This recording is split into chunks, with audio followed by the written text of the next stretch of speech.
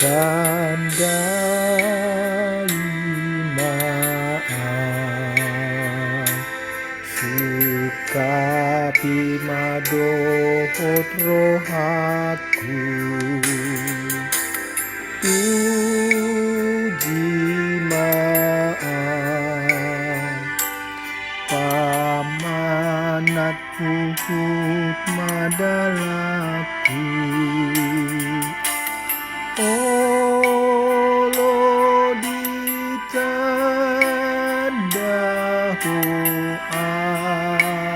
debata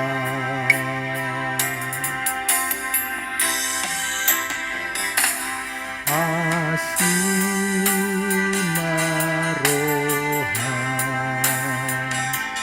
taringotu pangalahoku olo tutu jodoh naliludalaku sesa dosaku sudah debata.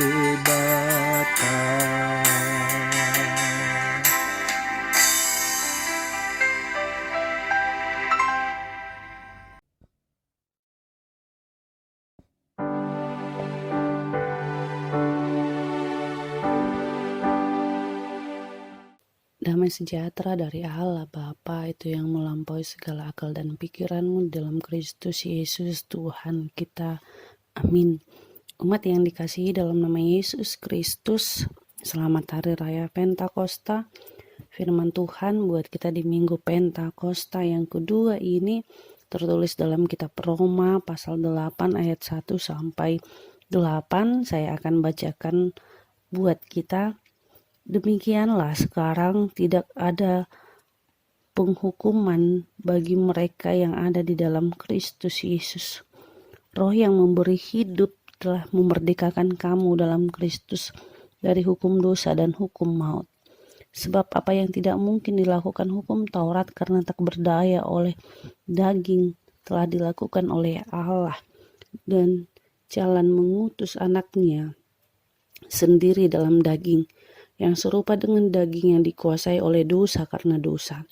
Ia telah menjatuhkan hukuman atas dosa di dalam daging, supaya tuntunan hukum Taurat digenapi di dalam kita, yang tidak hidup menurut daging, tetapi menurut roh. Sebab mereka yang hidup menurut daging memikirkan hal-hal yang dari daging, mereka yang hidup menurut roh memikirkan hal-hal yang dari roh.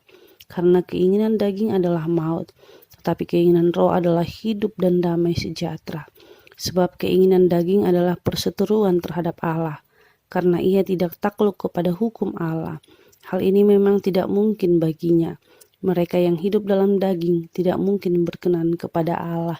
Demikianlah firman Tuhan.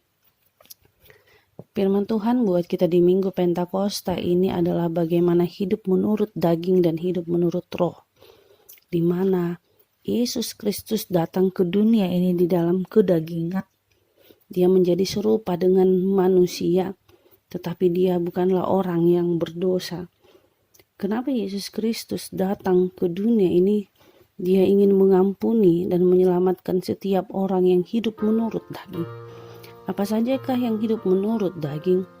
Menurut Galatia 5 ayat 19 sampai 21, di mana Paulus mendaftarkan hidup menurut daging, diantaranya adalah percabulan, kecemaran, penyembahan berhala, perselisihan, iri hati, amarah, kepentingan diri sendiri, percideraan, roh pemecah, kedengkian, dan lain sebagainya.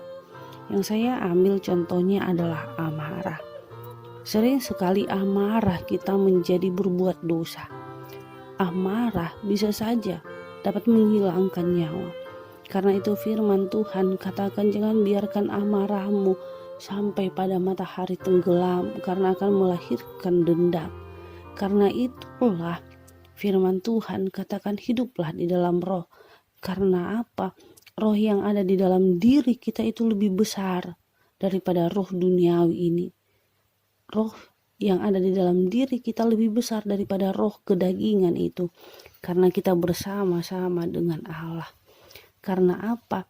Karena Allah sudah mengangkat kita menjadi anak-anaknya. Sehingga di dalam roh Allah ada kepastian bahwa anak-anak Allah berseru kepada Allah dengan menggunakan "Ya Bapa". Kemudian Allah memberikan hak warisnya kepada kita, sehingga kita menjadi milik Allah, sehingga kita menjadi bagian dari Allah, sehingga kita menjadi umat yang bertumbuh di dalam kedewasaan iman. Pendewasaan inilah yang menjadikan kita adalah menjadi murid dan ingin menjadi seperti karakter seperti Kristus. Kemudian kita memperoleh pengharapan. Di dalam pengharapan itu adalah kemuliaan bersama-sama dengan Kristus. Karena itu mari kita hidup di dalam roh bersama Kristus. Amin. Kita bersatu dalam doa. Terima kasih Tuhan Yesus buat anugerah-Mu, buat cinta kasih-Mu. Biarlah roh Tuhan yang selalu menyertai kami. Dalam nama Yesus Kristus kami berdoa. Amin. Anugerah Tuhan Yesus Kristus dan kasih Allah dan persekutuan Roh Kudus itulah yang menyertai-Mu. Amin.